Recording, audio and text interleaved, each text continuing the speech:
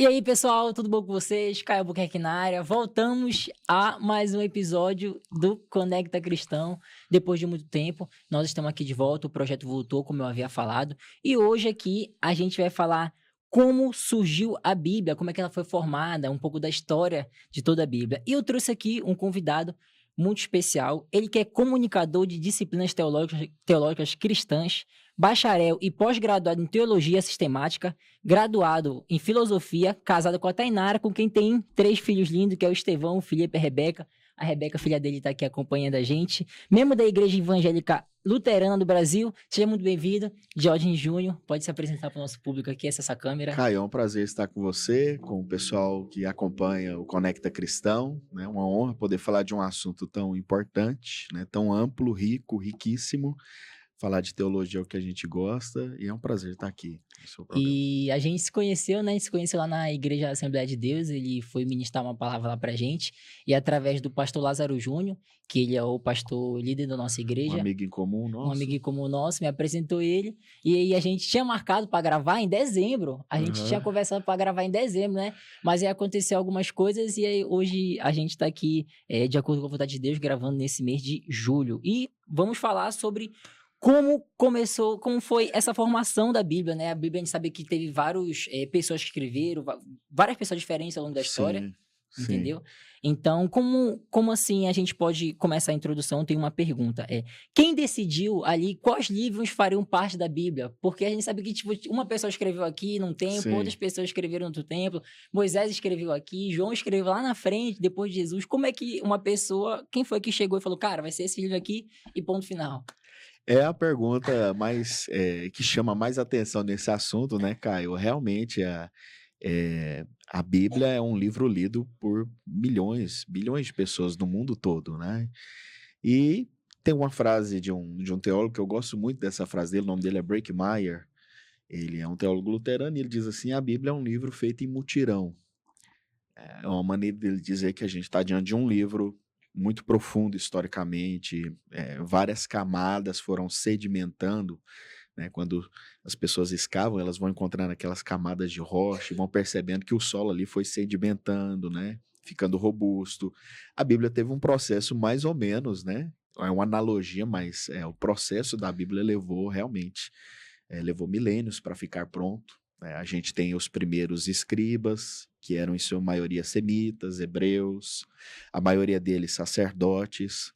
Inclusive eu trabalho uma questão que vem sido explorada por muitos outros teólogos, mas eu gosto de trabalhar com alunos e conversas de teologia, que é a principal causa, né, uma das principais causas de hoje nós temos uma Bíblia, né, os sacerdotes judeus terem existido. A Bíblia praticamente ela é um documento sacerdotal.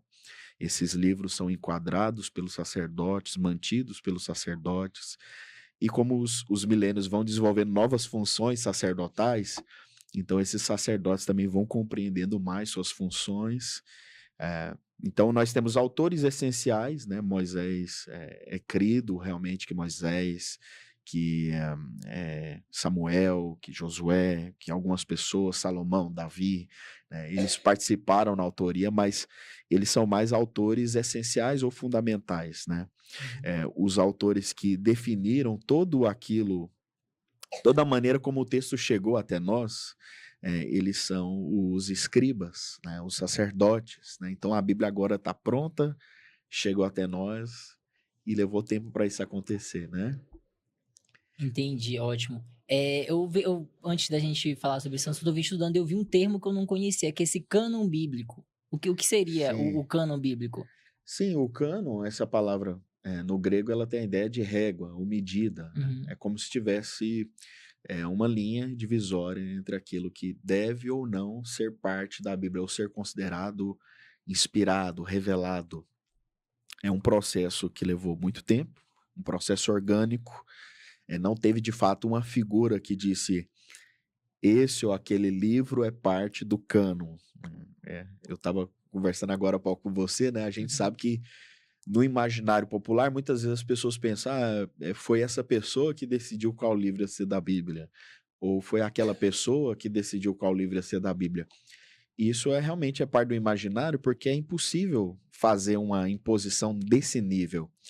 Tanto o judaísmo já tinha se espalhado no Mediterrâneo, na época de Jesus, quanto o cristianismo já tinha se espalhado em 3 continentes, na Europa, no que a gente chamou de Europa, na Ásia e na África. Então, assim, tinham milhares de comunidades já espalhadas e é meio difícil você controlar todo mundo e dizer qual livro eles vão crer ou qual livro eles não vão crer.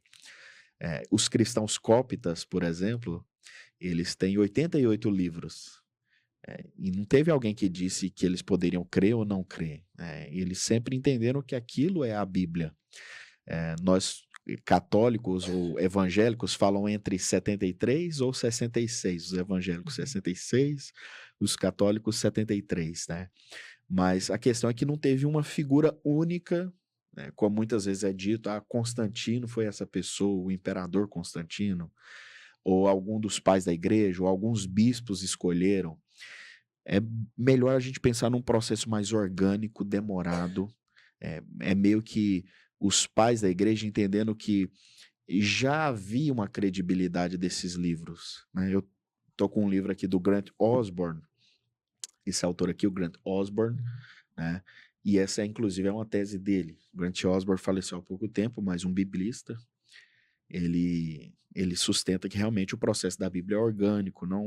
A gente não acha muito resultado quando a gente pensa assim, qual figura única escolheu os livros da Bíblia? Essa não é um caminho bom para a gente responder essa pergunta. O caminho melhor é como aquelas primeiras comunidades cristãs sabiam em que acreditar, né? E ainda cai no ponto que eu também gostaria de entender. Quais critérios foram sendo usados? Por exemplo, Sim, imagina que, tipo assim, tinha várias igrejas. Eu ouvi uma teoria que muitas vezes algumas igrejas inventavam os livros e falavam: olha, esse livro aqui aquele discípulo escreveu, esse livro aqui aquela pessoa escreveu, para ela ter um certo tipo de credibilidade ali entre as igrejas primitivas que estavam se criando. Então, como é que foi decidido, assim, quais critérios foram sendo usados para decidir se aquele livro era ou não inspiração por Deus? Porque hoje a gente tem os textos apócrifos de Enoque, tem sim, de Maria Madalena, todos esses aí, que não sim, são inseridos na nossa Bíblia que a gente conhece, mas eles têm em alguns livros judaicos. Os judeus, eles prezam muito por alguns desses livros que a gente sim. chama de textos apócrifos. Então, quais critérios foram usados durante esse tempo para definir se aquele livro era ou não inspirado por Deus? O cristianismo é uma fé pós-judaica, a gente é descendente direto do judaísmo. Os primeiros cristãos eram judeus convertidos. No livro de Atos dos Apóstolos, capítulo 6, diz que, na verdade, muitos sacerdotes levitas mesmo, se converteram ao cristianismo. O mais famoso deles era Barnabé, que era um sacerdote cipriano, de Chipre. Então, você imagina uma comunidade tão vasta assim de judeus. Tem uma facilidade quando a gente começa daí. O primeiro critério dessas comunidades é nós já aceitamos a lei, os profetas e os salmos, os escritos Então, eles já salmódicos. fazem parte. Eles já começam assumindo que aquele passado é deles. Sim. Aquele passado judaico é a nossa Bíblia. A Bíblia dos primeiros cristãos era a Bíblia que já existia no tempo, que ainda não estava completada da nossa maneira, mas era a única disponível, que era todo o Antigo Testamento. Você lê Atos 7, Estevão pregando, baseado em Gênesis e Êxodo. Então você vê que era a Bíblia dele. O próprio Cristo menciona essa divisão tripartite, né? Eu estou na lei, nos profetas, nos escritos. Então a gente vê que essa já é uma Bíblia assumida. Mas à medida que as cartas dos apóstolos são escritas, aí a gente começa a ter um segundo critério. Os apóstolos de Jesus Cristo, eles são equiparados aos profetas inspirados do Antigo Testamento. Você vê no final da carta de Pedro, ele mencionando que os escritos de Paulo é uma sabedoria celestial. Deus deu aquela sabedoria. O próprio Paulo menciona que o que ele diz é palavra de Deus. Um primeiro critério começa a ser a própria apostolicidade. Como se fosse o profetismo dos crentes, os profetas dos crentes, dos cristãos. Então, a apostolicidade, a fidelidade doutrinária ao ensino do evangelho, os evangelhos são aparentemente a base de todo o Novo Testamento, embora eles não fossem, talvez, os primeiros livros. Essa é uma discussão entre os biblistas. Quais são os primeiros livros da Bíblia? a maioria se inclina a pensar que algumas cartas de Paulo são os primeiros livros do Novo Testamento a serem escritos. Mas alguns outros teólogos, por exemplo, James Jordan, e eu acho interessante essa ideia do Jordan, ele é um biblista ainda vivo, ele diz que é muito difícil pensar que os próprios apóstolos esperaram décadas para comprar algum livro, o Evangelho. O Jordan, por exemplo, acredita que Mateus poderia ter composto dentro das primeiras décadas. Ali o Pentecoste, você tem uma comunidade de milhares de pessoas, 3.000 convertidos, depois de algum tempo mais 5.000 se convertem. É difícil você pensar que não tem um documento que instrui aquelas pessoas. Então o evangelho já deve ter começado por ali. É um conceito plausível, né? Então a gente tem uma apostolicidade, a firmeza na doutrina, a não contradição doutrinária, e é aí que você falou, né, Caia? Tem muitos livros que surgiram que também utilizaram, não, nós somos também livros dos apóstolos. Por exemplo, o Evangelho de Tomé. Nós somos o Evangelho de Tomé. Mas logo os próprios cristãos ali do momento que receberam esse livro perceberam que não era do próprio punho de Tomé, que havia ali uma doutrina muito gnóstica. O Evangelho de Tomé, por exemplo, nega que Cristo morreu exatamente daquela maneira na cruz, ou que o desfecho dele foi como os evangelhos dizem, né, de uma morte e ressurreição corporal.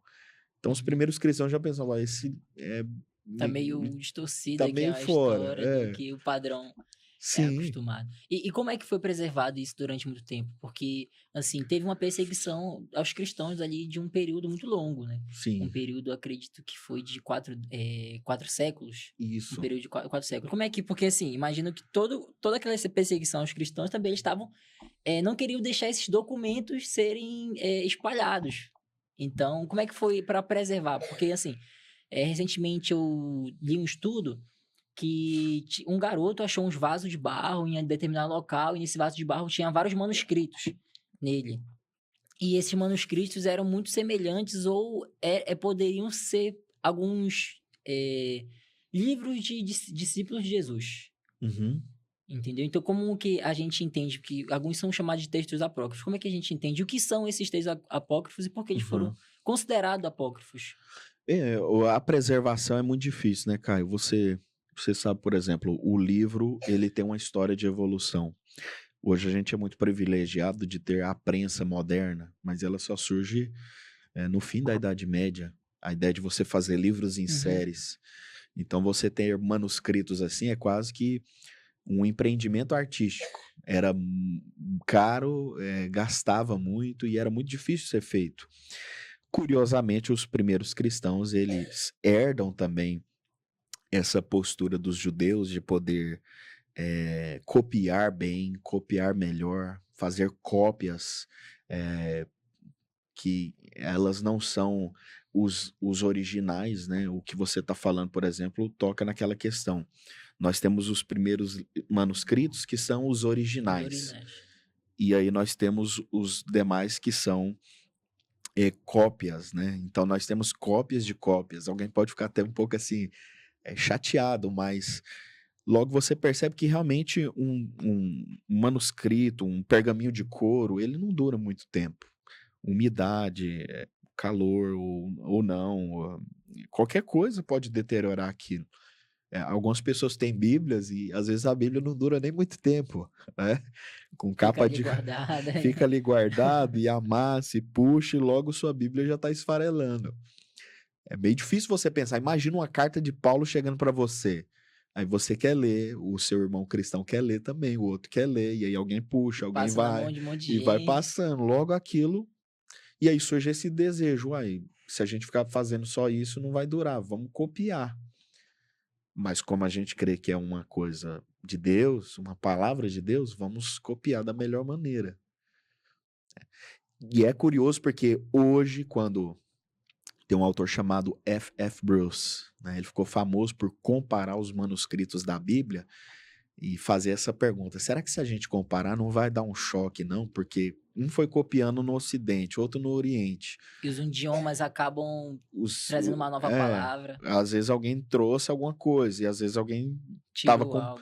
Às vezes alguém tava com preguiça, ou teve gente também que fez de qualquer jeito, e aí quando a gente foi comparar, curiosamente a Bíblia realmente ela transparece uma substanciação assim de preservação do texto que é assombroso para a gente.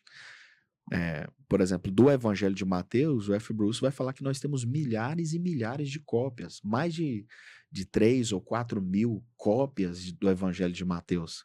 Se você for comparar com Platão, nem Platão tem isso. Os livros de Platão, se você for pegar Teteto, né, a gente estava falando de filosofia, né? Teteto, o Borges, né? Gorgias, e qual mais? Apologia de Sócrates. Se você for comparar esses livros, você tem dezenas, um pouco mais de dezenas de manuscritos para você ter que ficar comparando e traduzir para os universitários. Só existem algumas dezenas de cada um desses livros no mundo. Mas Mateus, Marcos, Lucas, cada um deles são milhares de cópias. Então, para um cientista, é uma praia, né? Ele pode comparar o que ele quiser. O que você falou foi no final da Segunda Guerra Mundial, Sim. os manuscritos do Mar Morto. 1945 foi essa história que aconteceu. Alguma coisa caiu num poço, o menino ele foi buscar e acabou jogando uma pedra e ouviu um barulho de jarro quebrando. De jarro quebrando. Chamou o irmão dele para ajudar a buscar. Quando eles viram lá, eles encontraram vários manuscritos, vários escritos. É o maior achado arqueológico. Que é datado lá do período, assim, do início do cristianismo ali, sim. No início do cristianismo. Aí eu vi essa história e falei, caramba, velho, tem que fazer essa pergunta pra ele. Né? O que é isso? Porque, assim, 1945, a gente acha vários manuscritos da Bíblia. Em 1945 já tinha uma Bíblia meio que... Já tinha a Bíblia formada. Já sim. Tinha a Bíblia formada desde que data? Tipo assim, quando pegar, por exemplo, vamos seguir para hoje, a gente tem umas Bíblias diferentes, né? Por exemplo... o livro de Daniel pro protestante não tem o capítulo 12, mas pro católico tem o capítulo 12. Um pouco mais, tem um pouco mais, e tem alguns tem livros que não tem. A história de Bel Dragão lá no Daniel do tem essa diferenciação, mas assim, é uma diferenciação ínfima. Sim. A propósito, ela seria. Então, tipo assim, antes de 1945, nós já tínhamos meio que uma Bíblia ali pré-formada. Uma Bíblia já que, assim, já era pregada, já era falada, já causava armamento, causava transformação. As Bíblias protestantes já estavam bem divulgadas. No fim da Idade Média, Lutero dá uma Bíblia para os povos germânicos. Os reformados dão a Bíblia de Genebra para o povo suíço, para além também, os países de fala francesa também. Então, as pessoas vão tendo Bíblias, né? O crescimento do protestantismo é muito curioso, assim. Eu, por exemplo, sou protestante, né? Mas eu falo com amigos protestantes, assim, que é meio injusto quando alguém diz assim, o catolicismo, ele não deu tanta Bíblia para as pessoas, ou não deu tanta Bíblia para o povo. É porque tem uma coisa da providência que aconteceu que foi muito curiosa. O protestantismo, ele surge no momento que a prensa moderna é inventada. Parece até uma providência, né? De você colocar tudo numa chapa de metálico, né? Você colocar todas as letras e pegar aquela chapa e começar a fazer páginas em série. Isso foi assustador, foi a revolução do livro. Antes era tudo manual. Você tinha que financiar alguém, levava meses para ter uma Bíblia. É meio injusto, assim, pedir que o catolicismo, por mais vasto que seja, ele tivesse dado conta de entregar tanta Bíblia para o povo, né? Mas o protestante, ele surge com esse desejo, não? A Bíblia tem que ser dada ao povo, né? Tem uma força muito importante, a gente se gloria disso, porque o protestante, ele faz a força de entregar a Bíblia ao povo, mas com a ajuda da prensa moderna. O preço vai lá embaixo, o interesse aumenta. Consegue fazer em escala e larga escala. E os protestantes também, por causa disso, né, muitos deles foram importantes para a educação, alfabetizar o povo, ensinar o povo a ler. Então, o achado dos manuscritos do Mar Morto foi a maior descoberta arqueológica de todos os tempos. É considerado de todos os tempos a maior descoberta arqueológica até hoje. Então, a gente até vai cair na pergunta que a gente comentou um pouco antes de começar, como é que a gente sabe que realmente os livros da Bíblia são confiáveis. Assim, porque a gente vai cair no outro livro Aham. também seu que você comentou. Sim. A Bíblia foi inspirada por Deus, mas mãos humanas o fizeram. Ou seja, a gente tem ali, por mais que a gente tem uma substancialidade muito igual aos textos originais, Sim. como é que uma pessoa... É difícil de uma pessoa que Pensar tá como que ela é fora, inspirada. que tá fora do nosso âmbito, ter essa ideia. Como é que para ela pode realmente ter a confiabilidade que a Bíblia ela é inspirada por Deus e ela é a palavra de Deus? Um argumento que eu gosto de utilizar, ele foi feito por um filósofo cristão, o Gordon Clark. O Gordon Clark, ele tinha um argumento que ficou conhecido como o argumento para a inspiração da Bíblia. Ele era um professor de lógica, ele foi formado na Universidade de Sorbonne, na França, e ele ministrava cursos de lógica, doutorado em lógica. E o argumento do Clark era o seguinte: a Bíblia, em primeiro lugar, e esse parece ser muito contra-intuitivo começar dessa parte, mas ele diz: a gente tem que começar dessa parte. O primeiro passo para a argumentação da inspiração da Bíblia é que a Bíblia diz ser inspirada por Deus. Ele era doutor em lógica e, assim, alguém começava a rir. Ué, mas então eu acredito na Bíblia porque ela diz para mim acreditar? Mas isso não fica meio assim? Ele fala, não, é um argumento de júri. Se a Bíblia nunca dissesse que ela é inspirada, seria uma imposição nossa querer fazer essa doutrina. Mas, de fato, os textos que estão nesse documento que hoje a gente chama de Bíblia, eles reivindicam inspiração. Eles reivindicam que Deus moveu profetas, moveu apóstolos, moveu reis, moveu escribas, sacerdotes, e eles escreveram e esses textos dizem que eles reivindicam a própria inspiração. Então, o primeiro passo para o Clark era que a Bíblia pede isso. Uhum. Ela reivindica isso. É como se a gente imaginasse um tribunal acontecendo e aí ela se colocasse no meio dos júris, né? E dissesse assim, eu reivindico que sou a palavra de Deus, que sou a palavra inspirada, soprada por Deus. O texto mais clássico é lá em Timóteo, quando Paulo diz, na segunda carta que ele escreve para Timóteo, que toda escritura é theopneustos, é soprada de Deus. Theopneustos. Theopneustos. Nossa, primeira vez que eu ouço essa palavra nova para mim. Theo lembra Deus, né? Theo. Agora, pneustos lembra a ideia de pneuma, pneu, inclusive, pneu mesmo, é a ideia de sopro, né? Sim. De ar. Pneu. Né? Theo, então a gente chama pneu. o vento, o sopro, a respiração de pneuma. Dizer que a Bíblia é theopneustos, a gente está dizendo que Deus soprou a Bíblia. Aí é mais curioso o seguinte, para você falar, você tem que soprar. E quem está ouvindo a gente agora está fazendo isso. Tá percebendo que para ele falar, ele tem que vibrar as cordas vocais e soprar o ar de dentro dos pulmões. Se você tentar falar sem o ar, é impossível, né?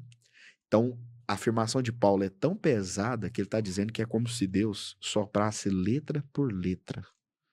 Como se viesse de dentro de Deus e cada palavra Deus teve que para ela existir. Então, ela é algo de dentro de Deus para as páginas. É uma afirmação muito radical. A gente tem que reconhecer que realmente, se a Bíblia tinha que reivindicar que ela é a palavra de Deus, ela usou toda a força possível para dizer que ela é a palavra de Deus.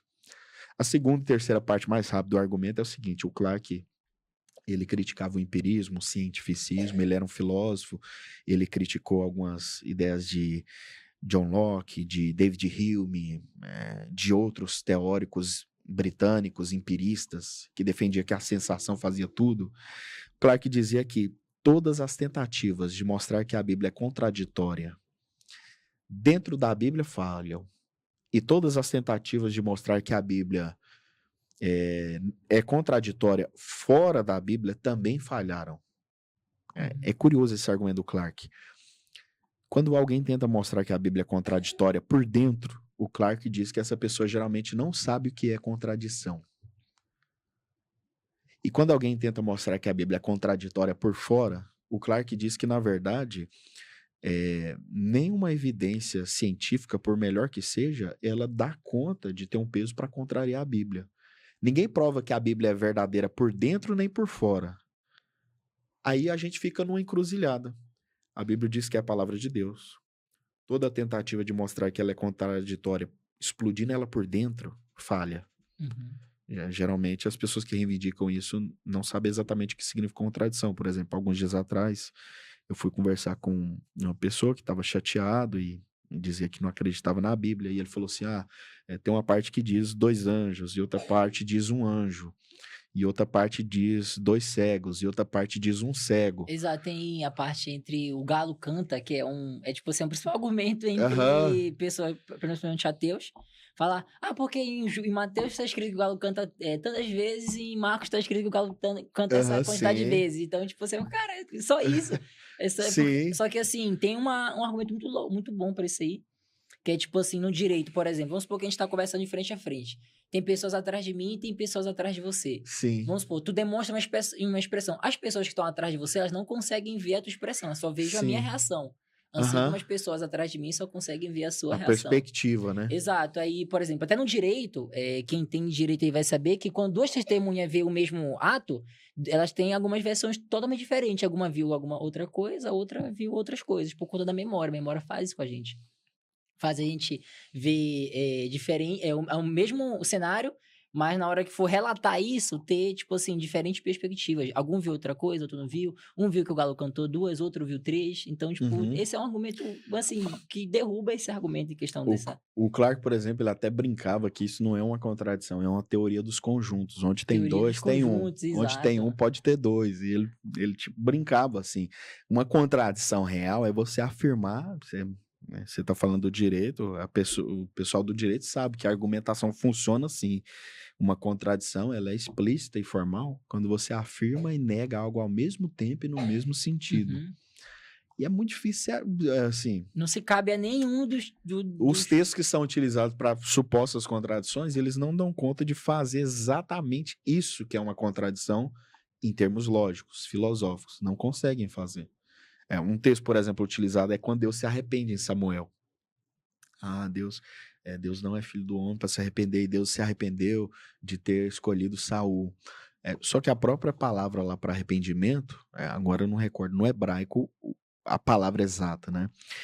Mas eu sei disso, ela tem umas 6 variantes de nuances diferentes. Né? Ela pode falar de um pesar. A mesma se diz quando ele se arrepende de ter criado a humanidade lá no dilúvio. Tipo, é as mesmas palavras. Ouvi no relato, Rodrigo Silva, o arqueólogo, não sei se você conhece, num podcast dele, ele fala que são as mesmas palavras, ele cita essas 6 nuances, tanto nessa no Antigo Testamento, tanto essa em Samuel. É a mesma palavra, só que elas têm essas 6 nuances que você comentou aí. Esse pesar, esse tipo de... como é que poderia dizer? Um tipo de ressentimento, alguma coisa relacionada a isso, a ideia do ressentimento. O Deus hebraico, né? Ele é um Deus muito pessoal também. Ele não é como os gregos imaginavam que seria uma divindade, que seria algo muito impessoal. Tem uma palavra para isso, é como se ela fosse uma constante, assim, sem a possibilidade de algo pessoal e até parecido com o ser humano. O hebreu, ele estava disposto a admitir que Deus era tão pessoal. Isso não quer dizer que Deus é frágil, que Deus é mutável, que Deus tem pontos fracos em Deus, né? Mas quer dizer que Deus tem algo tão profundo internamente falando que mostra realmente a pessoalidade dele, ao ponto de alguém dizer, Deus se arrependeu de ter feito o homem. Isso mostra a característica cordial, misericordiosa de Deus, né? Ou o sentimental de Deus, se a gente pode dizer assim, né? Muitos teólogos dizem que hoje, boa parte dos cristãos se recusam a admitir que Deus tem algum tipo de sentimento, nem que seja um sentimento além da nossa compreensão, porque a maioria dos cristãos foram cooptados por ideias gregas de um Deus que é meio que um motor, ele funciona como uma máquina, então ele não tem uma emoção. O hebreu não pensava assim, ele tinha uma relação de pessoa para pessoa com Deus.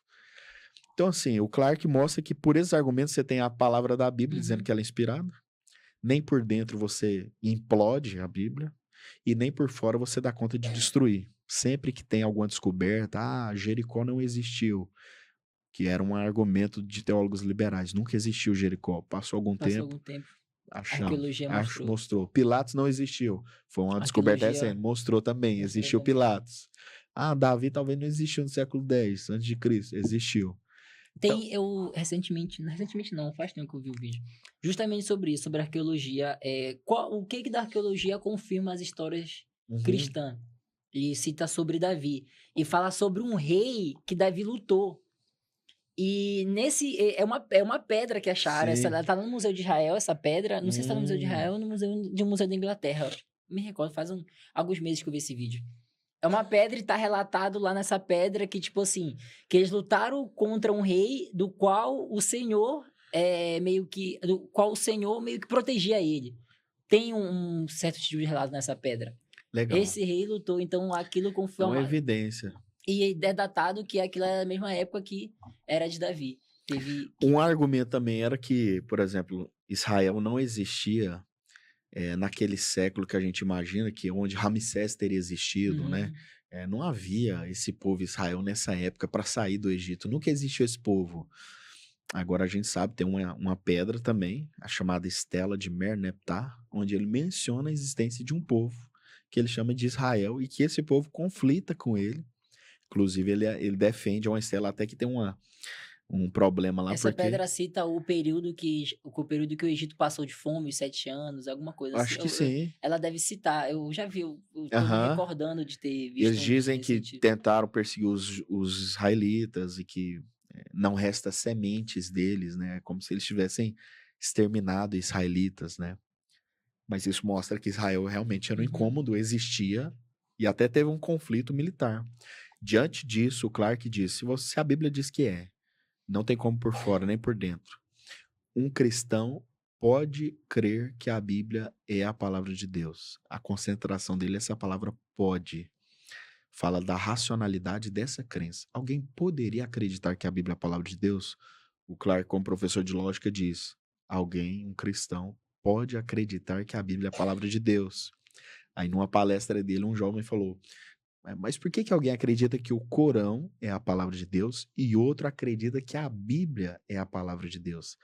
Aí ele falou assim, numa frase só: Deus faz com que ele acredite, o Espírito Santo faz com que ele acredite na Bíblia. Então a Bíblia é como se ela dobrasse em si mesma. Clarke gostava muito daquele texto de Hebreus, vendo Deus que não havia ninguém maior por quem jurar, jurou por si mesmo. Então ele diz, a Bíblia não jura pela arqueologia, por mais que seja bom a arqueologia. A Bíblia não jura pela ciência, por mais que seja bom a ciência. Não jura por nossos melhores argumentos, por mais que eles sejam bons. A Bíblia jura por si mesma que ela é a palavra de Deus. E um cristão, ele está racionalmente legitimado, possibilitado de crer na Bíblia como palavra de Deus. Na universidade, ele pode falar isso. Sabendo articular isso, expressar isso, ele pode mostrar que ele pode crer que a Bíblia é a palavra de Deus. Então, esse é um argumento bem interessante sobre a inspiração da Bíblia. As pessoas podem crer, e não é um suicídio intelectual, não, se eu crer na Bíblia, eu estou assassinando minha inteligência. Não, alguém pode crer que a Bíblia é a palavra de Deus. Tem um escritor, não vou lembrar o nome dele, falava que precisava ter até muita fé para acreditar, tipo assim, que não há um Deus. Precisava ter muito mais fé para acreditar que não há um Deus do que para acreditar que existe um Deus. Porque se parar para pensar na existência da vida, na existência de tudo, e parar para pensar que um livro que foi escrito no início dos tempos, por cada pessoa diferente, foi conseguir ser trago da maneira que está hoje para nós, de uma maneira praticamente, como você falou, substancial, idêntica, é muita... Não tem coincidência aí, não tem, tipo assim, a coincidência. É algo realmente que tem a mão de Deus ali, tem algo um plano muito maior. Eu acho que é o Norman Geisler. Não tenho fé para ser ateu. Não tenho fé suficiente para ser ateu. Tem que ter muita fé para ser ateu. E citando também, voltando nos textos apócrifos. Hoje, um cristão pode ler os textos apócrifos? O que você acha, tipo assim, da leitura de textos apócrifos? Como é que um cristão pode ler? Tipo assim, por conhecimento, por aprender? O que ele pode retirar dali? O que daquilo realmente é válido? Ou se daquilo ali nada é válido? É tudo inventado? Eu acho que nós temos que lidar com esses textos como fonte de pesquisa, realmente. Nós podemos lidar de maneiras diferentes. Tem textos apócrifos e textos apócrifos. Por exemplo, você tem os textos apócrifos do Antigo Testamento que, por exemplo, o catolicismo assumiu. Muitos luteranos e anglicanos dizem que você pode estudar esses textos. Alguns anglicanos até colocam esses textos numa parte da Bíblia, separado como você pudesse estudar. Por exemplo, esse dia eu estava lendo Tobias. E, curiosamente, eu aprendi bastante sobre a maneira da coleta de dízimos eh, na época do período, quase do período exílico. Eu fui aprender sobre isso lendo esse livro. Uhum. Eu achei curioso, porque ele fala de uma divisão tripartite do dízimo. Por exemplo, esse é um assunto que é pouco explorado lá em Números e Deuteronômio. Falando a primeira vez que eu ouço essa parte aí. É para o sacerdote, para os pobres e para o financiamento da educação por meio dos levitas. Então ele fala de uma... Para você ver. De o dízimo que chegasse a ser partido entre Sim, essas três sim, funções. três funções. Sim, inclusive vai ter cristãos. Por exemplo, tinha um presbiteriano chamado Rushduni, que ele dizia que o dízimo na igreja tem que procurar atingir essas áreas, o social, o financiamento dos ministros e a educação cristã. Que é o principal. Entre todas Sim. elas. Que lá o Senhor pede pra gente pelejar pelos órfãos e pelas viúvas, né? Não, e esse... Tem que atingir essas Sim, pessoas, órfãos e viúvas. Lá no Novo Testamento você vê órfãos e viúvas. O apelo do Rushduni foi tão importante porque começou a surgir escolas cristãs. Em toda parte dos Estados Unidos ele fazendo esse apelo. Aí, cristãos da ciência, cristãos da cultura, cristãos da filosofia. Então esse é um exemplo, né? Você pode estar lendo um livro apócrifo e aprender bastante questões. Macabeus. A nossa Bíblia, estou falando de uma Bíblia protestante, né? Ele não tem essa parte que é do período persa, do período grego, perdão. A nossa Bíblia acaba no período persa. Livro de Esther é Assuero, período persa. Daniel, que você mencionou, Dario, período medo-persa. Mas quando chega nos gregos, a nossa Bíblia silencia, ela volta nos romanos, no Novo Testamento está nos romanos. A Bíblia católica, como já afirma que Macabeus é um livro para ser lido mesmo, Macabeus tem o período grego, que é onde os judeus tiveram que fazer várias questões, revolta dos Macabeus para manter a cultura do povo de Deus. Então tem protestantes que têm Macabeus para aprender algo. Outros já têm uma questão com esses livros, né? E tem, eu falei que tem apócrifos e apócrifos, então tem esses apócrifos que são mais assim, bonzinhos, né? Você lê e aprende, né? Agora tem os apócrifos. Que é uma viagem... Que é uma viagem mais além, né? Por exemplo, sobre o livro de Enoque. O livro de Enoque é um livro que interessa muito, porque a gente pega o livro de Enoque e a gente vê cada coisa ali que, assim... Tipo assim, não é que tá diferente da hora da Bíblia. Porque a gente vê na Bíblia, por exemplo, quando alguém joga o corpo em Eliseu, o cara revive. Sim, o sobrenatural acontecendo. Acontece demais, tanto no Novo Testamento, algo em vinho. Tipo assim, é coisa difícil. Os anjos aparecendo na Bíblia toda, anjos então, tipo aparecendo. assim, porque essas coisas que acontecem no livro de Enoque já são muito... As pessoas levam muito pro caramba, anormal, sendo que é normal ter, tipo assim, é normal. No mundo da Bíblia esse sobrenatural acontece o tempo todo. Exatamente. E acontece até demais, demais, né? Fogo cair do céu. Como é que você explica uma coisa assim, né? Um mar abrir, uma coisa assim. A questão de Eliseu também, quando ele manda as ursas sair da floresta, acaba atacando. Sim. Nossa, é cada coisa real. E, tipo assim, o livro de Enoque não tem nada que seja, tipo assim, fora desse... Que não poderia acontecer com o poder de Deus agindo. Exatamente. Sim. Então, porque ele é tratado como livro apócrifo, mas a gente tem os judeus eles levam isso como livro até de ensino judaico para eles. Sim. Tem uma autora metodista, o nome dela é Margaret Baker. Ela é uma autora muito conhecida. Um livro dela é Introdução à Teologia do Templo. Ela menciona que o livro de Enoque foi fundamental para os cristãos terem toda uma visão aberta a anjos aparecendo em toda parte. Você vê que o Novo Testamento é muito anjo aparecendo. Exato. Às vezes até mais do que alguns textos do Antigo Testamento, porque eles aparecem quase o tempo todo. Eles aparecem para os magos, os pastores, a mãe do Senhor, o pai do Senhor Jesus, José, sonha com um anjo. Então eles vão aparecendo. No túmulo lá. No túmulo. Durante a vida de Jesus, eles aparecem no Getsemane, lá na tentação. Ela aparece para confortar Jesus. A transfiguração também, que aparece lá para Pedro e João. E quando você vai para Atos, eles continuam aparecendo. Libertam Pedro, aparece para Paulo no navio, que é atingido pelo furacão, né? Pelo vento, aliás, Euroquilão. Então, assim, é uma aparição angélica muito forte. Hebreus vai dizer que, inclusive, a gente tem que tratar bem e ser hospitaleiro o nosso próximo, porque a gente pode receber anjos. Exato, Ibeiros fala isso mesmo. Então, assim, parece que muitas pessoas têm a suspeita de que, assim, a Enoque pode ser muito prejudicial. Eu acho que tem um filme que trabalha, eu não sei se você já viu esse filme, Caio, aquele Noah, Noé? Noé é o nome do meu irmão. Noé, Ah, mas o é? Noé é o... É É o que aquele... os homens de pedra ajudam eles a Sim, construir. Já, eu já vi esse aí eu já sim. vi, esse aí eu já vi. Inclusive, muitos pais da igreja tinham um imaginário fértil daquela maneira de imaginar que houve um período de coisas muito assombrosas, misteriosas no planeta e que anjos caídos estavam envolvidos nisso. Mas a Bíblia cita ali em Gênesis, né, Sim, que os homens, os filhos de Deus coabitaram com a filha dos homens ver os filhos de Deus, e que as e filhas dos cita, homens eram formosos, né? exato, e Sim. cita.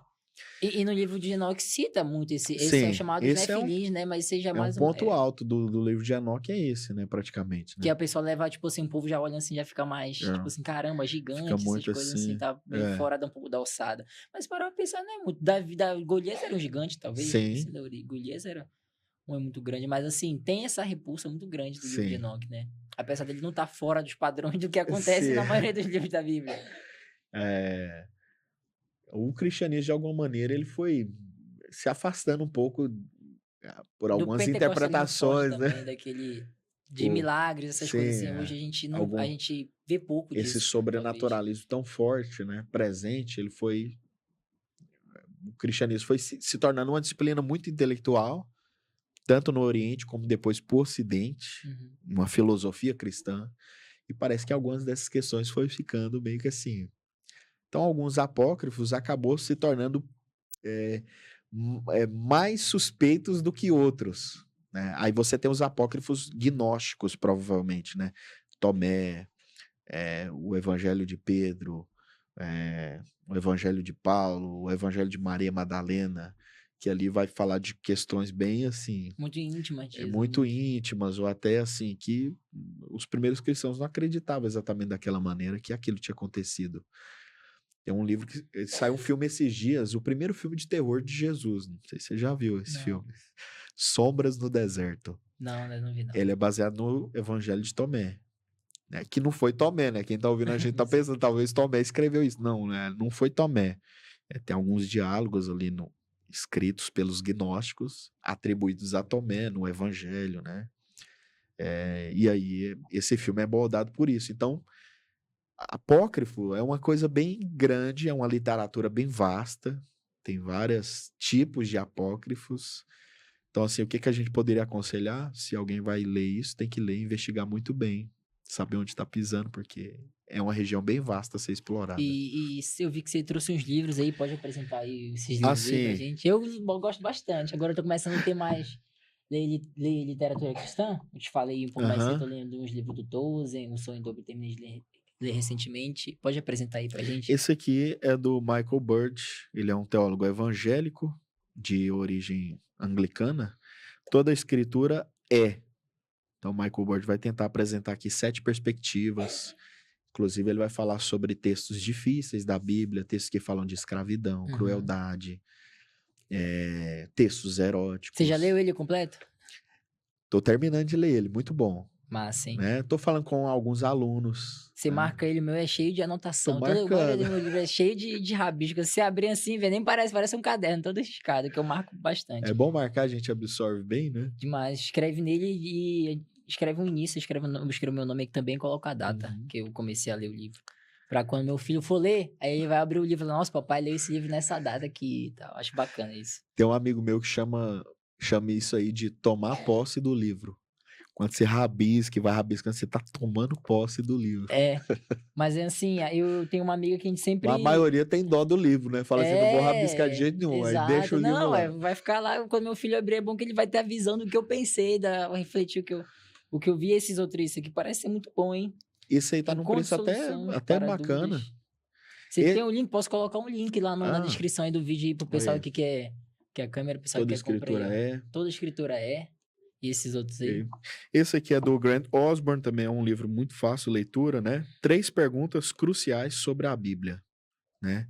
Aí ele vai falar se a gente pode confiar, se a gente pode entender e como a gente pode fazer teologia a partir da Bíblia. Teologia a partir da Bíblia. Então são as 3 perguntas. Podemos confiar na Bíblia? Podemos entender a Bíblia? Podemos fazer teologia com base bíblica, de verdade. Grant Osborne. Aham. Osborne. É um teólogo muito ligado à tradição Escocês. evangélica também. Então ele vai explorar, inclusive esse argumento que eu fiz sobre por que não foi um grupo ou uma pessoa que escolheu os livros da Bíblia, ele vai explorar isso em vários detalhes, vários argumentos, dizer que realmente foi mais um reconhecimento do que os cristãos já criam. Tem 3 capítulos ele, né? 3 capítulos explicando. Divide, né, nessas 3 partes capítulos. mesmo para explorar esse assunto. Massa. Então, para quem está querendo introduzir nesses tópicos, o Osborne vai fazer muito bom. 3 perguntas cruciais sobre a Bíblia. Aqui, ó, pessoal. De Grant Osborne. Quem quiser aí, ó. Isso é muito bom. Vou deixar... Tem algum link? Tem, né? Tem Eu um acho que link tem, sim, pra na coisar? Amazon, sempre ele está em promoção. Deixar um link aí na descrição aí, quem tiver interesse em comprar aí. E esse último aqui, ele já é mais tutano. Tutano, como assim? Ele já é mais... tenta procurar uma coisa que a gente costuma chamar de teologia crítica, né? Tentar entender como que foi esse processo. E é pesado, né? Muita discussão acadêmica, mas ele é bom, né? Ele é um livro Conrad bem Schmitt, grande. O Surgimento da Bíblia. Então ele vai pensar muito como que os escribas fizeram todo esse processo. Moisés escreveu sozinho ou não o Pentateuco? Josué escreveu tudo do livro de Josué? Ele vai entrar nesses detalhes difíceis, né? Difíceis. E a grande ideia dele é de que realmente a Bíblia é um livro feito em mutirão, é um livro de muitas camadas, levou muito tempo. São esses 2 escritores. Sim. Conrad Schmitt e James Scholter.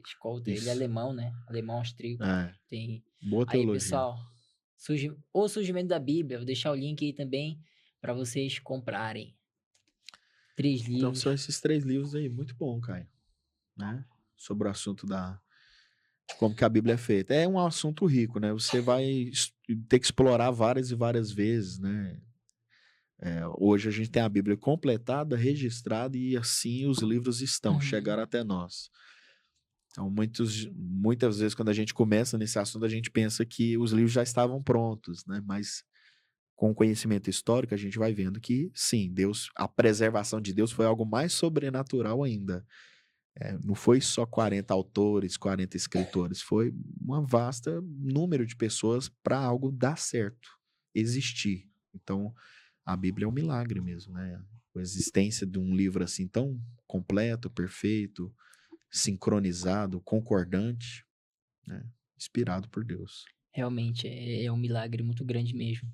Então, é isso, pessoal. Nós estamos chegando ao fim aqui, mas vamos continuar a ser cristão há quanto tempo? Quando você se converteu? Quando você conheceu a Cristo? Eu nasci numa família evangélica, mas também tive a minha experiência, que eu chamo de experiência de crise. Na minha adolescência, eu passei por várias dúvidas, né? Inclusive, o fato de eu estar lendo essas coisas vem dessa experiência que eu tive na adolescência. Dúvidas, incertezas, e aí uma experiência pessoal com Cristo. Eu acho que... Quantos anos você tinha? Eu tinha já 16 anos, quando eu tive essa experiência pessoal com Cristo. Eu estava vivendo uma situação de muita dúvida espiritual, uma vida meio melancólica. Vai chegando ali perto dos 18, né? E esse encontro pessoal com Cristo me trouxe até aqui. Então eu comecei uma jornada, e aí escolhi o curso de teologia, e agora filosofia também. Tenho interesse de divulgar essa experiência de uma maneira articulada para as pessoas, defensável, defender o cristianismo, defender a fé, explorar isso nas igrejas. Já trabalhei com jovens em igreja, com adolescentes, liderança de jovens, ministrando sempre para jovens. Já viajei para alguns lugares do Brasil, especialmente São Paulo, falando para grupos vastos assim de jovens, né? E eu fiquei muito feliz por isso, né? Porque foi a minha experiência, agora eu estou transformando em fala para outras pessoas. Que ótimo. Então, e aí agora eu tenho meus filhos e estou experimentando isso como um pai que, às vezes minha esposa brinca, os nossos filhos não é laboratório para você ficar testando suas defesas, não, mas é isso, estou experimentando como pai agora também, Comecei agora a falar com até crianças agora, lecionar para as crianças. Então é isso. A fé cristã tem que ser articulada, defensável e ensinável para as pessoas. Que ótimo. Eu sempre peço para, quando chega no final do podcast, deixar uma mensagem pro nosso público. O nosso público que assiste, ele é muito jovem também, mas tem Sim. algumas pessoas dali, daqui, que chegam, vai, conhece e acaba assistindo alguns episódios. Então, se puder deixar uma mensagem para essas pessoas sobre a palavra de hoje, sobre o ensinamento de hoje, seria muito interessante. Olha, a mensagem que eu vou deixar para você é baseada num poema de John Clifford. Ele foi um escritor e ele fez uma poesia sobre a palavra de Deus. Ele diz assim: na última tarde eu estava na porta do ferreiro, que batia e ouvia o badalar da bigorna na hora do entardecer. E olhando para o chão, eu vi muitos martelos desgastados, destruídos, que foram utilizados há muito tempo para martelar, para bater. E olhando para ele, eu perguntei: senhor ferreiro, quantas bigornas você já teve para ter destruído tantos martelos assim? Ele me fitou os olhos e disse: só uma. Você não sabe? É a bigorna que destrói os martelos e não o contrário. E aí eu pensei: assim é com a palavra de Deus. Durante tantos séculos, os céticos ficaram martelando na palavra de Deus e acusando a palavra de Deus. Mas por mais que as pessoas escutaram as marteladas, a bigorna ficou intacta e os martelos desapareceram. Essa é a palavra de Deus, a bigorna da palavra de Deus. É isso, cara. Que ótimo. Parabéns. Eu sempre peço também pro convidado fazer uma oração para a gente finalizar aqui. Vamos dar as mãos aqui. Pode começar. Senhor Deus, te agradeço por esse momento que tivemos aqui. Pedimos que esse podcast, essa gravação, atinja pessoas, fale aos corações, aqueles que nos escutam e a igreja brasileira na sua vastidão, na sua maior parte. Que nós possamos acreditar e pregar a palavra de Deus em toda parte. Amém. Amém. Muito obrigado a você que assistiu até aqui. Eu espero que esse ensinamento e essa palavra tenha edificado o seu coração. Fico muito feliz de você ter chegado até aqui. Compartilhe aí pro seu amigo. Comenta aí o que você achou desse episódio. E deixa o like e se inscreve no canal. Até o próximo episódio. Fique com Deus. Tchau.